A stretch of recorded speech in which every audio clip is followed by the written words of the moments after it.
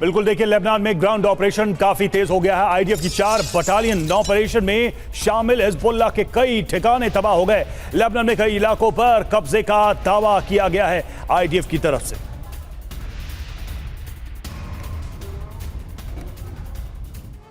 तो जाहिर है आईडीएफ का ये जो ग्राउंड ऑपरेशन है ये हिजबुल्लाह के लिए बहुत बड़ी आफत लेकर आया है।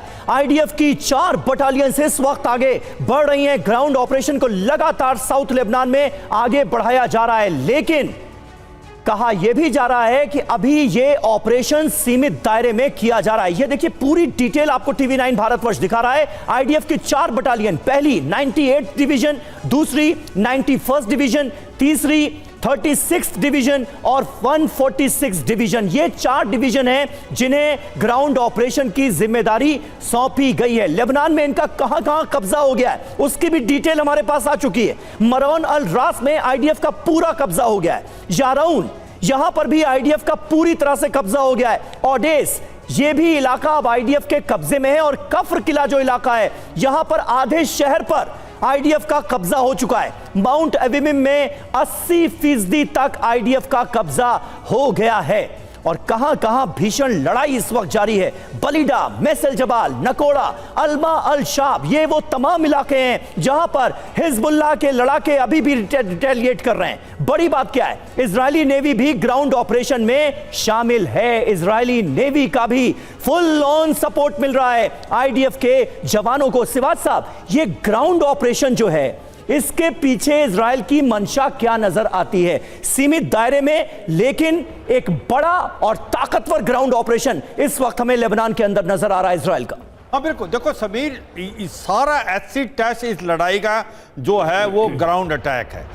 ये भी समझना पड़ेगा कि ग्राउंड अटैक इजराइल के लिए बहुत ज़रूरी है। अगर उसने बफर जोन बनाना है और अपने 70,000 के करीब जो इजरायली नागरिक को वापस लाना है, तो जो हिजबुल्लाह के फाइटर हैं उनको सदर लबनान से धकेल के सेंट्रल लबनान तक कब्जा करना है, कम से कम 50 से 60 किलोमीटर। अब इसको करने के लिए जिस प्रकार से ग्राउंड ऑपरेशन की तैयारी की है इजराइल ने, वो काबिल तारीफ है। जो उन्होंने सीखा था गाजा में, जो गलतियां वहां की थी, वो दोहराना नहीं चाहते। और वो चाहते हैं कि धीरे चलें, कंसोलिडेट करें, प्रिपरेटरी बम्बार्डमेंट करें, सॉफ्टनिंग ऑफ टारगेट करें, मिसाइल और रॉकेट से इसकी फाइटिंग कैपेबिलिटी को नष्ट करें, और फिर ग्राउंड फोर्स से, जिसको इन्फेंट्री बोलते हैं, उससे फिर अटैक किए। और इसीलिए उन्होंने अभी 8 से 10 किलोमीटर का जो इलाका है सदर्न लबनान में वो जीत लिया। एक चीज का ध्यान रखना पड़ेगा, और उनको पता है कि जो हिजबुल्लाह है वो टनल डिफेंस में बहुत माहिर है। और यह भी सच्चाई है, हिजबुल्लाह की मिलिट्री कैपेबिलिटी हमास से 3 से 4 गुना है। उसके पास आर्मर्ड ब्रिगेड भी है, उसके पास मिसाइल और रॉकेट्स भी हैं। तो इसलिए जो इजराइल है बहुत ही धीरे मगर कंसोलिडेट करते हुए आगे बढ़ रहा है। योजना जो है, पार का बहुत इस्तेमाल कर रहा है, आरटी पार का बड़ा इस्तेमाल कर रहा है, और नेवल का, नेवी से भी आरटी फायर करा के एक प्रकार सॉफ्टनिंग ऑफ द टारगेट। आप सर कह रहे हैं कि वेल प्लान्ड है, वेल डिजाइन है, बहुत स्ट्रेटेजाइज्ड किया है अपने इस पूरे अटैक को इजराइल ने, और यही वजह है कि वो अपने पांव धीरे धीरे लेकिन मजबूत करता जा रहा है। और देखिए लेबनान में इजराइल का बहुत बड़ा हमला, बेरूत के दाहिया में मिसाइल से अटैक किया। हिजबुल्लाह के गढ़ में बारूदी बारिश, मिसाइल अटैक में हिजबुल्लाह को भारी नुकसान की खबर।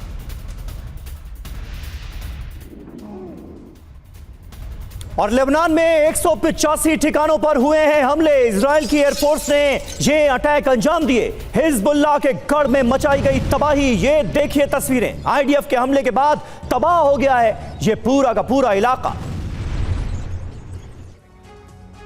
और दक्षिण लेबनान में ग्राउंड ऑपरेशन जारी। इजरायली आर्मी ने कासिम सुलेमानी की मूर्ति को तोड़ा। ग्राउंड ऑपरेशन के दौरान मूर्ति तोड़ी गई। तो ये देखिए तस्वीरें सामने आई, कासिम सुलेमानी की ये मूर्ति, स्टैचू जिसको तोड़ दिया गया है।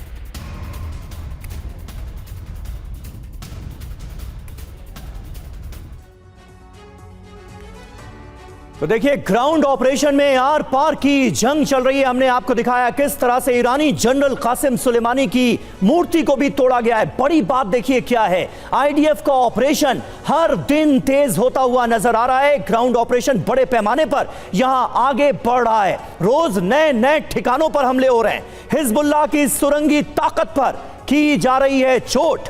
टारगेट पर क्या क्या है, हिजबुल्लाह के ठिकाने, हिजबुल्लाह की सुरंगें, रॉकेट मिसाइल के डिपो हैं।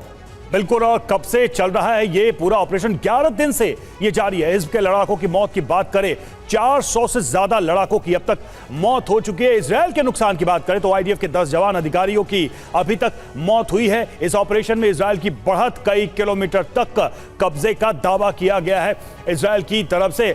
सुमित हमारे साथ जुड़े हुए हैं, सीधे चलेंगे लेबनान की धरती पर। हमारे साथ इस वक्त सीधे जुड़े हुए हैं सुमित, सबसे पहले तो ये जानना चाहेंगे कि दाहिया और बेरूत की कंडीशन फिलहाल क्या है, और दूसरा जो चीज हमने बताई कि स्टेप बाय स्टेप इजराइल अपने पांव मजबूत कर रहा है लेबनान के अंदर जहां वो दाखिल हो रहा है, क्या स्ट्रैटेजी ग्राउंड पर नजर आती है इस ग्राउंड ऑपरेशन के जरिए इजराइल की?